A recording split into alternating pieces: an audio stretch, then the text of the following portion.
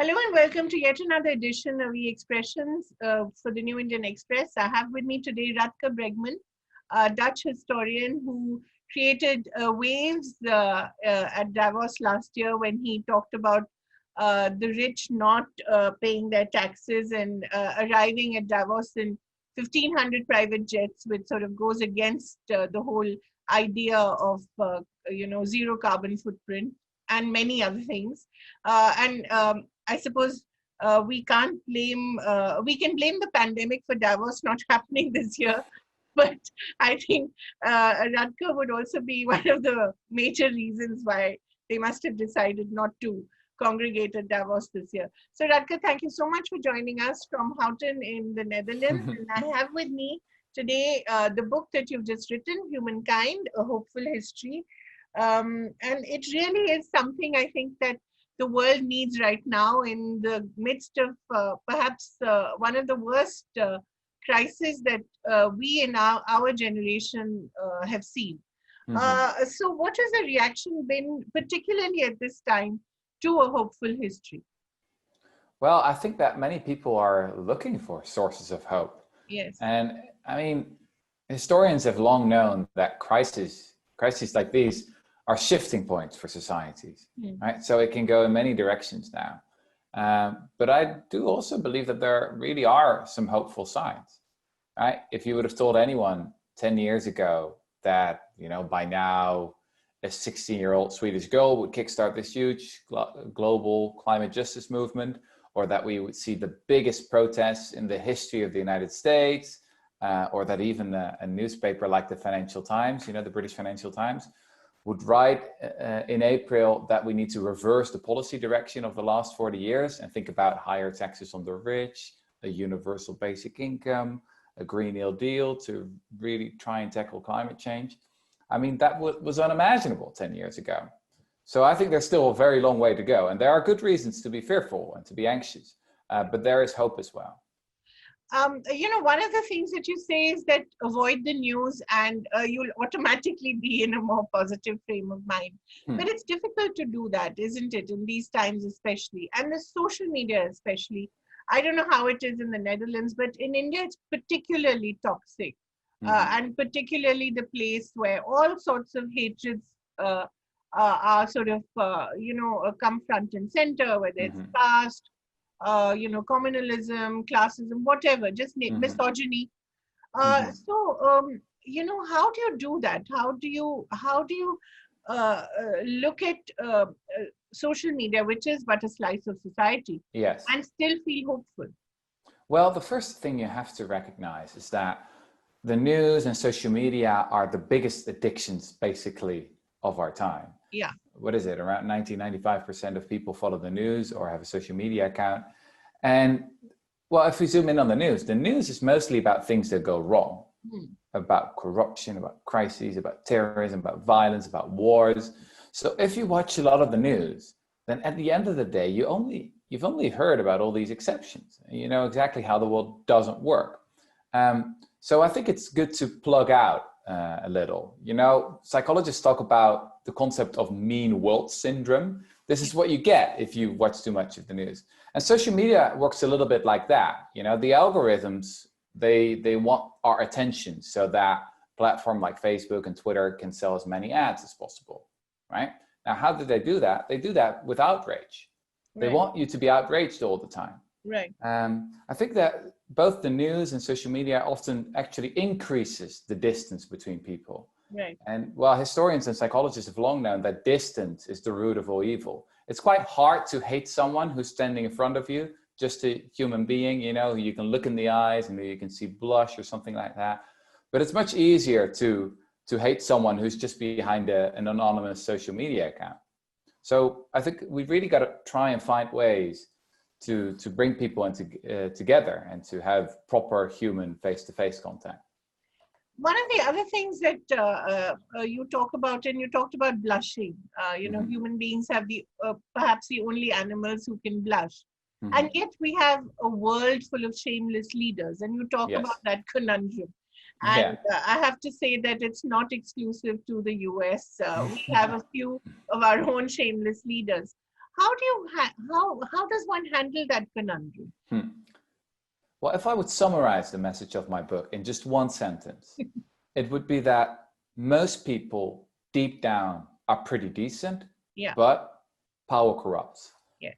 So power corrupts. Power is this another quite dangerous drug that really seems to damage the brain. We know, for example, that if you put powerful people in brain scans, if we would put our political leaders, many of them at least, in a brain scanner, then we would see that the regions in their brains that are involved with feelings of empathy, they don't really work anymore. They don't light up anymore.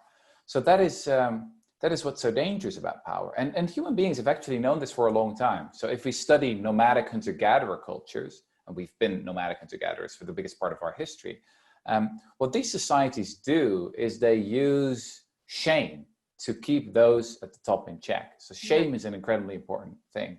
Now, obviously, the problem nowadays is that we live in a society that seems to be about survival of the shameless, where we have this small group of people who can do things that most of us just can't do because we would just be so ashamed. But they can sort of use their shamelessness, and somehow in our world of news and social media and powerful media, etc., they come out on top. So that is a really indictment of our current political system. But not just politically, also socially, perhaps. You know, we have some of the most shameless celebrities. You know, you talk about philanthropy, and you know, while you know, we in India perhaps don't have enough of it, while perhaps in the West there's too much of it and not enough talk about taxes. We in India don't have enough of it. And you know, during the pandemic, we saw terrible migrant crisis where suddenly people who were working in factories, who were working at homes, were out on the roads with nothing, no safety net, because we don't have a proper social security system. So, and yet there was this shamelessness among leaders, thought leaders, corporate leaders. So it isn't just governments that are corrupt. Corporate corruption is another major source of shamelessness as well, isn't it? Oh, absolutely. I agree with you 100%. And you know, I am just an old-fashioned social democrat. Yeah. So that means we don't that have enough of that in India. Yeah, you know, I think a civilized society should have universal healthcare, you know, accessible for everyone, public education, you know, paid for by the state and with taxes, and a universal basic income. So a floor in the income distribution so that no one has to live in poverty. I think that all of these things are actually investments, because we have an extraordinary amount of research that shows that once you get people out of poverty, once they can, you know, go to a hospital when they really need it, actually you invest in the population and you get a return on that investment, because you get much more innovation. You have to actually spend less on healthcare in the long run, and spend less on corruption, all those kind of things. So that is sort of the model that I'm in favor of. It's an old-fashioned model. It's an old idea, social democracy. But if you really take it seriously, it has quite radical implications. You know, when you talk about universal basic income, I have to tell you, Rutger, that last year during the general elections, this was in fact the main idea that the opposition party espoused. They talked about a universal basic income. And yet it sort of got drowned in the nationalistic fervor that we had at that point. There was a terrorist attack, and then India launched a counterstrike against Pakistan, and everything else was forgotten. What makes us not accept an idea which is so clearly so good for us, and opt for something that doesn't really benefit us in any way? Yeah, there's so much to say about this, you know. Actually, the reason I wanted to write Humankind is because my previous book, Utopia for Realists, was about basic income, and I tried to give all the scientific evidence that it really works. Yeah. There's so much evidence, so many experiments that have been done that show that once you give people some venture capital to make their own choices in their lives, they actually use that money really well. They find new jobs, they start new companies, you name it. But people don't believe in it often because they have this darker view of human nature. They think, well, you can give me a basic income, that would be great. But those other people, you can't trust them with the basic income, because they'll waste it on alcohol or drugs or something like that. So at that point, I realized that I needed to dig a little bit deeper and to really talk about who we are as a species. Now, if you ask that question and you look at the latest evidence we have from archaeology and anthropology and sociology and psychology, what you arrive at is a very mixed picture, actually, a mixed view of who we are. So on the one hand, we are the friendliest species in the animal kingdom. We are able to cooperate on a scale that no other animal can, and we're really good at that. Biologists even talk about survival of the friendliest, which means that for millennia, it was actually the friendliest among us who had the most kids and had the biggest chance of passing on their genes to the next generation. But we also know, and this is what I guess played a role in India and plays such a big role in countries around the globe, is the dark side of friendliness. So friendliness can turn into groupishness or followership behavior, where you actually start doing nasty things in the name of comradeship and of loyalty to your own group. And you get this in-group, out-group dynamic. And I think that's really at the heart of so many of the crimes and atrocities and wars in human history, is that, you know, as the saying goes, the road to hell is paved with good intentions. Right. And that's a terrible dynamic that you see play out in history quite often. The other dynamic you have is when the majority feels victimized. You've had it in the US with the white backlash, and you've had it in India with the Hindu backlash as well. When the majority, which is clearly in greater numbers, feels that, you know, over centuries it has been done in by history, by the forces of history. How do you explain that? Well, I think you just made a terrific point, is that just people find it very hard to give up their privilege. Yeah. Or even if they don't have to give up their privilege, they sort of tend to think in certain situations that the world is zero sum. That if someone else gets something, that they by definition have to lose something. Now, I think it's very important to keep thinking in win-win. That is again the main idea of social democracy, is that actually if we work together, if we invest in each other, we'll all be better off in the long run. Now, I think the challenge of politicians, progressive politicians around the globe, is to talk in this language, but then also make it a national project. You know, I think one of the weaknesses often of politicians on the left and progressives is that they just talk about their ideas as you know, wonky technocratic ideas that are just so clearly beneficial to all of humanity. Why don't people just don't get it? Yeah. But you have to speak to people on an emotional level as well, right? People feel part of their country, and you have to appeal to the better angels of their nature. I think that is the challenge. I mean, human beings are clearly not angels, right? We're not. We're capable of terrible things, and of jealousy and arrogance and violence and you name it. I like to see it in this way. We have two legs, a social leg and a selfish leg, and the question is, which leg do we train? I do believe that history teaches us that we have a preference, a natural preference for our social leg, that we really become our best selves and we're happier and we live longer lives, but we have that other leg as well.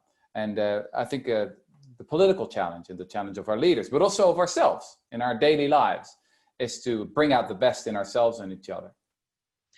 And similarly, you know, when we were talking about basic income as an idea in the last elections, another big idea that the opposition floated was the whole idea of the politics of love versus the politics of hatred.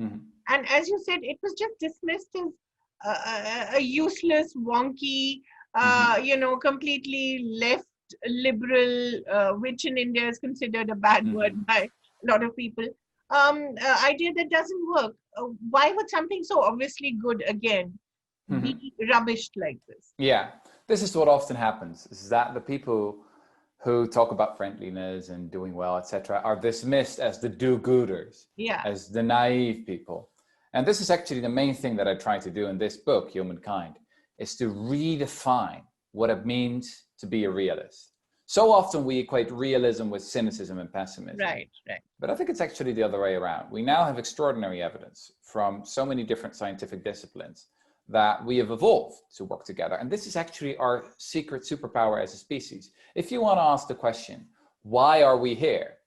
Why not the Neanderthals? Why not the bonobos or the chimpanzees? Why that we conquered the globe? Why do we build spaceships and cathedrals and pyramids and you name it?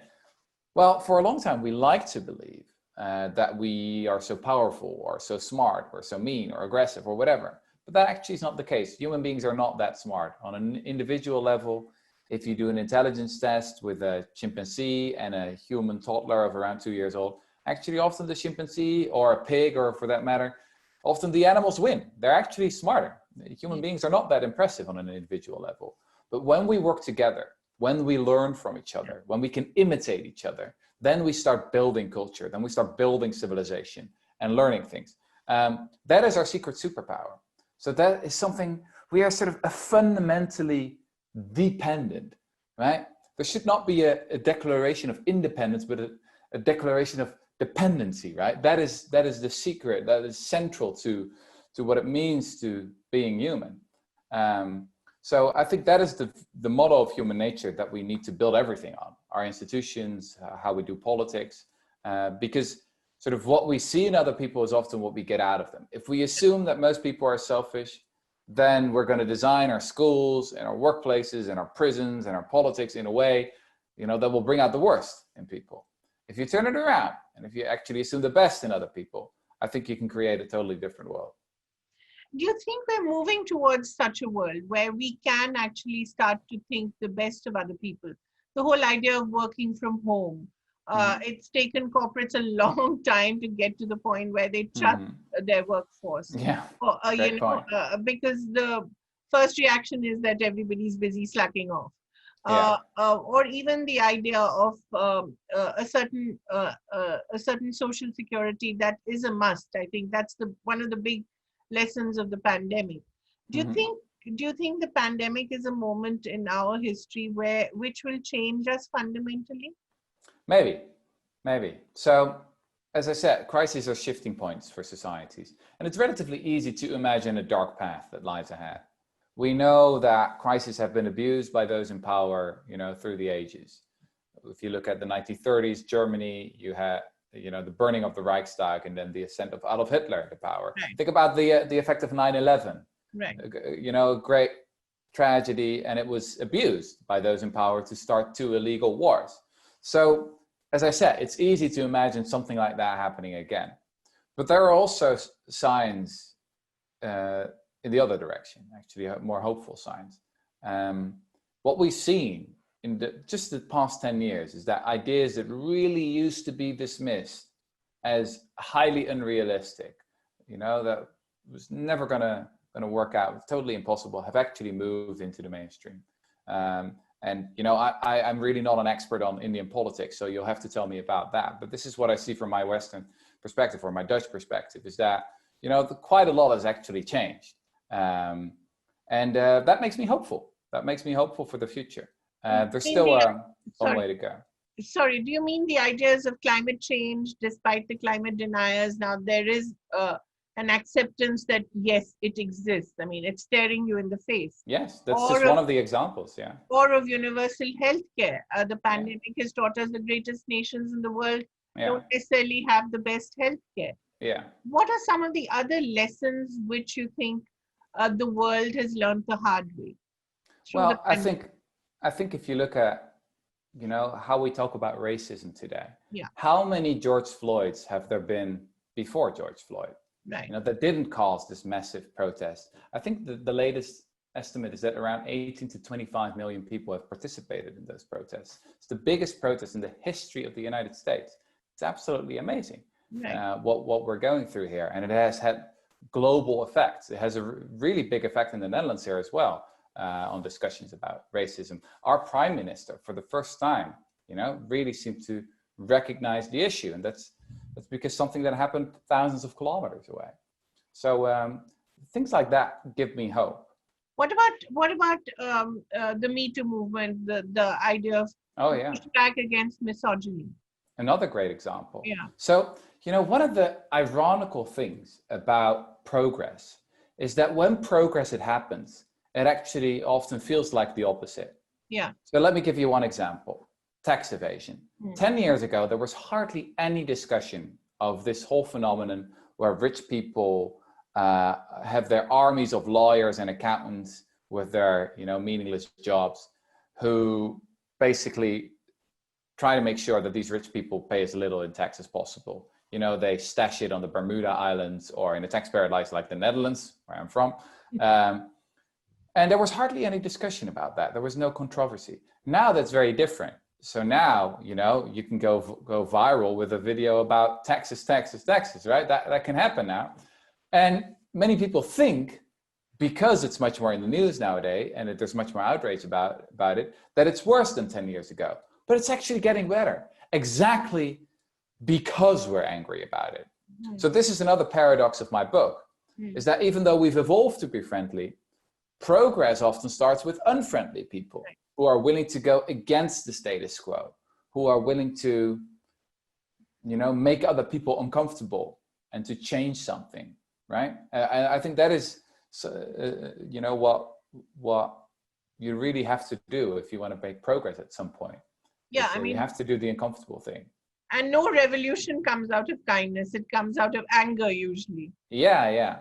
So it's sort of a combination. That's why I like sort of the summary of, remember that most people are pretty decent. Yeah. But also remember that power corrupts. Yes. So be tough on those in power, but be kind and warm to people, right? Or be hard on systems, but always remember what you're doing it for. Sort of what the, you know, where we're meant to go. Our utopia is a world of friendliness and kindness and cooperation, where people can follow their dreams and realize their ambitions. That's the end goal. Is one of the lessons of the pandemic, which unfortunately people might learn, is that globalization has not been good for us. That really, you know, if we didn't live in such an interconnected world, the virus wouldn't have spread as quickly and as far as it did. Is that one of the things that could be an outcome? Are we going to become more protectionist? Maybe, I don't know. You know, I'm skeptical of the sort of the standard anti-globalization arguments. Yeah. You know, as a historian, I know that, you know, the plague spread without air travel, and the plague spread without, you know, all the modern technologies that we have. But not as quickly. Not as quickly, Yeah. but viruses are still going to spread. You know, that's something we'll have to deal with. Right. And actually, knowledge and ideas also spread much faster now. I mean, there are more than 100 vaccines in development. And so I think that on average, global cooperation is a really good thing. The problem, though, when we talk about globalization, it has often been this Davos-style globalization, right? Globalization for elites. So the very rich people can travel around the globe in their private jets. But actually, most people, they're stuck in their own countries, right? So we have globalization for algorithms. We have globalization for bananas who can travel the globe. But we often don't have globalization for people. Then we suddenly say, oh, it's a migrant crisis, right? And they're coming to steal our jobs, etc. Yeah, right. And I think there's actually a very powerful argument to be made that we should have proper, real globalization, and end this system of global apartheid that we have now, where we basically treat refugees like scum so often. So I don't know, when people say globalization, I'm saying, well, wouldn't that be a good idea? Yeah. That's like Gandhi, who said, who was asked about Western civilization, and he said it's a good idea. In fact, you mentioned Gandhi as well, and you talk in more detail about Mandela. And that really for us is when kindness triumphs, when an idea like nonviolence in what is inherently a violent world, when that succeeds. But you also talk about the idea of when the other is in close proximity with each other, and you talk about it with Nelson Mandela and the Afrikaner leader. Talk a little about this idea, because we feel very happy that this is one of the global ideas that India has contributed to the world. Yes. You know, what's so fascinating is that these ideas developed by people like Gandhi and Martin Luther King and later Mandela, is that back then it was still a theory, right? A powerful theory about how you can change the world with nonviolent resistance. Right. They believe that if you just have the moral high ground and you're basically moral superior to your enemy, then you'll prevail in the long run. What's so interesting is that now we have actually really powerful empirical scientific evidence that shows they were right. So there's a sociologist called Erica Chenoweth who's built a big database of resistance movements since the year 1900, And what she's shown is that actually peaceful resistance movements are more effective, twice as effective as violent resistance movements. So peace is more effective than violence. I think that's really interesting. It's more realistic. So it's not naive to turn the other cheek. No, it's realistic. It's actually an effective way of changing the world. And why is that the case? Well, because it draws in a lot more people. That's the main reason. So on average, 11 times more people participate in peaceful resistance movements than in violent resistance movements. And that's exactly what happened with the George Floyd protests. Right. Why were they so big? Because they were overwhelmingly peaceful. And that's why they've had such an incredible influence already around the globe. And I think it's just the beginning.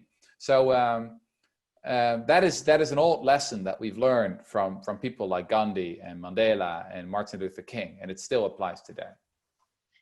I wonder too what kind of impact that will have on the US elections, because that is something that I really cannot fathom. That could they possibly re-elect Trump despite this outrage against his handling of race relations, of women in general? Well, you have to recognize here that the United States is not a proper democracy anymore. It simply isn't. So Trump already, sort of the most positive way we would say is that it's an elective aristocracy. So people are allowed to choose their own aristocrats from certain dynasties. So you have the Bushes and you have the Clintons and you have the Obamas, etc., and you can choose politicians from those dynasties, which is already. I mean, from Trumps. I hope there are no Trumps. Well, from a European perspective, that is already pretty crazy. The whole notion that the wife of our prime minister, he doesn't have a wife, by the way, but the whole notion that if he would have one, or a husband, that person would, sort of succeed him. I mean, that's ridiculous. In a democracy, you don't work with dynasties. You have a proper democracy is very different. So then the other issue is obviously that Clinton had 3 million more votes than Trump in 2016, but she still lost the elections. And now we see the attack on the post office. We see voter suppression. Yeah. So that is the big difficulty. Again, democracy, wouldn't that be a great idea? I'm very much in favor of that. But what we have nowadays are highly problematic elective aristocracies. It's better than nothing. I mean, it's better than a full autocracy or a dictatorship. But let's not delude ourselves. It's simply not true that the people are in charge. I think it would be a great idea if we would have that. And in the book, I have a chapter about what a real democracy would look like, where you would have participatory citizens' assemblies, and you would use the tool of sortition to randomly select politicians from the population. Right. So that a lot of people would become a politician during their lifetime, or at least almost everyone would know a politician. I think that is a much saner method of doing democracy, and it's actually the original idea as well. So if you go look at the history of democracy and you look how the Greeks did it, 2,000 years ago or 2,500 years ago, that was the model. Not elections, not choosing your own aristocrats, but becoming a politician yourself. Right. And perhaps the whole idea of citizen movements is in a way progressing towards that idea. But when you talk about elected dynasts, let me tell you, we have a lot of that in India as well. We veer between elected dynasts and elected autocrats. So we, that's the way our democracy. Yes. And that is what's so worrisome, because, I mean, Trump is clearly quite incompetent. Yes. But just imagine someone with the determination of an Adolf Hitler in the current political environment in the US. Now that is what scares me. Yeah. Because, the institutions have become so weak, and the polarization has become so intense, that I think someone like a Hitler, like a proper dictator, really with the intention of grabbing all the power. I mean, Trump seems quite lazy as well. He's not interested in many things. He's just only interested in himself, right? He's the clear example of a narcissist. Absolutely. But just imagine someone who's really has this pathological tendencies, you know, who wants to be all powerful. And then in a system like the US is right now, I mean, that is what really scares me. Right. So China doesn't scare you. The US scares you more. Oh, no. I'm not in the process of comparing. And it's not automatically that, you know, the enemy of your enemy is your friend. I'm not that kind of thinker. George Bush kind of. Yeah, exactly.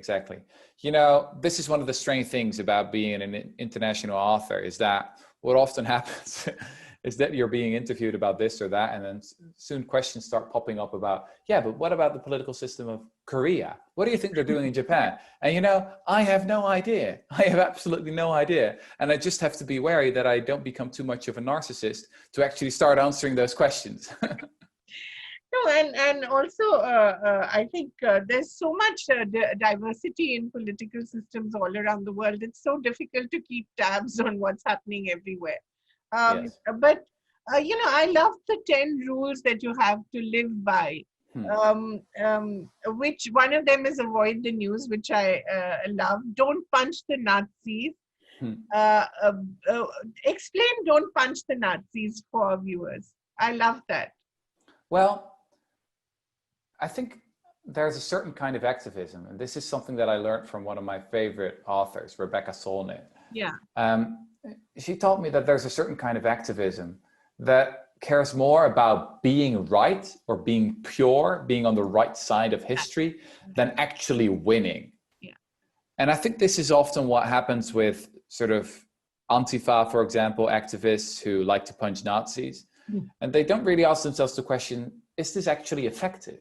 You know, do you actually change the world with something like that? And I think there's a powerful argument to be made that it's actually counterproductive. Because just as if you want to have more terrorism, you've got to start bombing the Middle East, because that's the perfect way for them to recruit more terrorists, right? That's sort of how it works. Yeah. So it's very counterproductive to do that. But that's also true for punching Nazis, you know, hugging Nazis. They hate that. They don't want to be hugged. You know, that's sort of their nightmare scenario. So if you do that, you know, it may actually be much more powerful. But that takes real courage as well. Yeah. I mean, I'm not saying that you have to be naive or anything, yeah. right? You have to be very realistic about the corruptive effects of power and about, you know, power differences in this world. But in the book, I give a couple of case studies of institutions or organizations that really use this turn the other cheek approach with terrific success. You know, I have one chapter about the criminal justice system in Norway, which is really strange. But what they do there is they treat prisoners with an extraordinary amount of kindness. Right. Prisoners get the freedom to socialize with the guards, to make their own music. They've got their own music studio and their own music label, which is called Criminal Records. And at first you think, this is crazy. They've gone nuts, you know, these prisoners in holiday resorts. But then you look at the results, at the recidivism rate, for example, the chance that someone will commit another crime once he or she gets out of prison. And then you discover that Norway has the most effective prisons in the world.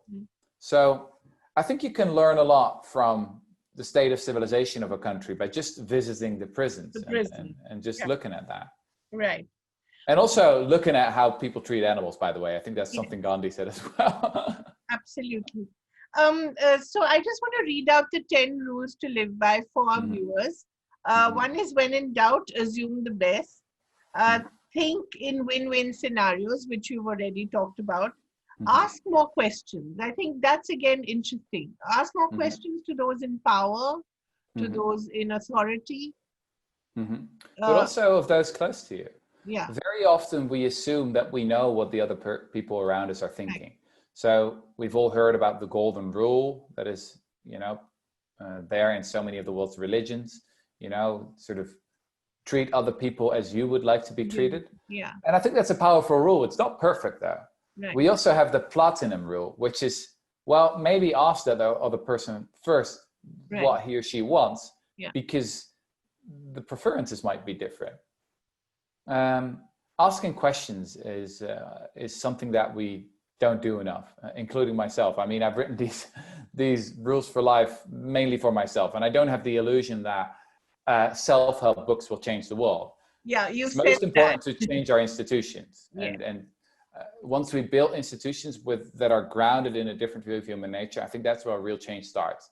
But I simply couldn't resist, because there are also personal implications. If you have a new, more realistic view of who we are as a species, you'll just see that you'll start living your life in a different way. You know, when you talk about institutions, that's one of the issues, that that a lot of our shameless leaders would actually be quite happy if we privatized our lives. You know, there's a whole lot of talk currently in India about self-reliance, which essentially means that, you know, earlier it was living in gated communities with your own water, your own electricity, your own healthcare. Now it's literally every household for itself. You know, you take care of your education, your health, your employment. You know, forget about asking the government for anything. That's one of the dangers when you're faced with shameless leaders, isn't it? Yeah, absolutely. You know, there was this saying in the US, don't ask your government what can do for you, but ask what you can do for your government. Yeah. I mean, and that sounds all very nice, but I think we're now at a point where we actually should ask our governments, you know, what are you going to do for us? Exactly. Because we're paying a lot in taxes and we're working very hard. And what are we getting in return? Yeah. I think that's an entirely legitimate question. Absolutely. And if you see and you look at the effect of the pandemic around the globe, you really see that the governments, you know, who are properly financed and accountable to the people, they perform much better. Yeah. So yes, I think it's really important to push against those things, because yeah, they sort of want to play divide and conquer. Right. And you know what? When elites get nervous, it's when people come together. That's when they get nervous. It's an act of defiance, I believe, to assume the best in other people. It's really an act of defiance, because remember, cynicism is a legitimization of hierarchy. Cynicism is a tool of those in power, because then they can say, look, you need us. Yeah. You need the CEOs and the princes and the monarchs and the presidents, etc. You can't do without us because you don't trust each other. Right. Now, if you do actually start trust each other, if you look one another in the eye, if you see each other blush and you start working together, then they get really, really nervous. I'll just quickly go over some of the other rules. I know you said that it's not a self-help book, but it really does help, you know. And the fourth rule is temper your empathy, train your compassion. Talk a little about this as well. Yes. Well, empathy is an interesting thing. I think most people see empathy as a good thing and that we need more empathy in the world. But psychologists actually make a really good point that empathy is quite limited. Empathy is a little bit like a spotlight or a searchlight. There's a great book by an American psychologist called Paul Bloom with the title Against Empathy. Don't you love that? He's against empathy. And actually he makes the case very well, I think, because it's so limited. We mainly focus on our own bubble, on our own circle of friends, on those who are already part of our own group. And then we feel a lot of empathy for them. After a terrorist attack, for example, we feel so much empathy for the victim. And then what happens after that is that we want vengeance. We don't zoom out anymore. We don't clearly see what's going on the other side anymore. And then we end up in these cycles of violence, you know? We get stuck in these nasty dynamics. So what I think we need is not so much empathy, but compassion. And compassion helps people to zoom out, to take a little bit more of a rational approach, to really feel for other people. You see their distress and you want to help them, but you don't get swept away by it, right? You don't lose yourself in the process. And what's so interesting is that neurologists have actually discovered that empathy and compassion are two different things in the brain. Right. You really see different regions of the brain light up when people have feelings of empathy versus compassion. And it's something you can train. So meditation is one way to train it. Now, I tried that. I'm terrible at meditation, but maybe it's for other people. But it's also something just to think about, to develop, is that it's not always a good thing to follow your intuition. Sometimes your intuition can really lead you astray. And what you actually need is a bit more distance and a bit more, you know, compassion. Number 5 is try to understand the other, even if you don't get where they're coming from. 6 is love your own as others love their own. 7 is avoid the news. 8, we've discussed, don't punch the Nazis. 9, come out of the closet, don't be ashamed to do good, which is lovely. and 10 is be realistic. And I think when you're saying be realistic, you're saying that also understand that people can be kind to each other rather than unkind to each other. Yeah, and be prepared that you'll often be dismissed as unrealistic, as naive, as stupid, and that people will not take you seriously. Right. But then remember then that what's unrealistic today may actually be realistic tomorrow. That's how progress works. That's how change works. And we've seen it happening so many times. In my previous book, Utopia for Realists, that I was really fascinated by that, how ideas that used to be completely utopian can become reality. Whether you talk about the slavery, exactly. We've had slavery for thousands of years in the so-called civilized world, and slavery still exists, but officially it's banned in every country in the world. So that is incredible progress. That at the beginning of the 17th or 18th century, you wouldn't have predicted that. So progress is real. It exists. But equality for men and women again. Exactly. Yeah, there are many examples, and this doesn't happen automatically. So don't be an optimist, because optimism is often a form of complacency, where especially privileged people say, I'm an optimist. Things will turn out to be all right. Well, many people don't have that luxury to be an optimist, but you can have hope, and that's what I like about hope. Hope impels you to act. It makes you see the world in a clear way. You don't become naive, but you have hope because you look around you and you realize that if people work together, they can achieve extraordinary things. Just a last question, Rutger. I was very curious. How did your life change after the episode in Davos? Did it? Well, not much, I hit my 15 seconds of fame, and that was interesting. But, you can go on a whole speaking circuit tour and, give the same 10-minute talk all over again and get rich quickly. But that's not really my cup of tea. So I'm just a writer of books.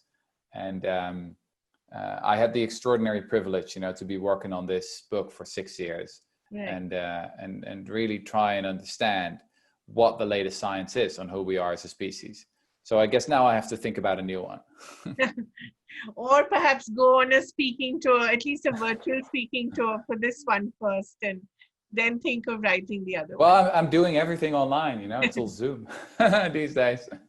Thank you so much for your time, Rutger. It was really a pleasure talking to you. And maybe hold up the book once again for our viewers, and I hope they get to read it. It's quite entertaining, actually, not just enlightening. Thank you. Thanks.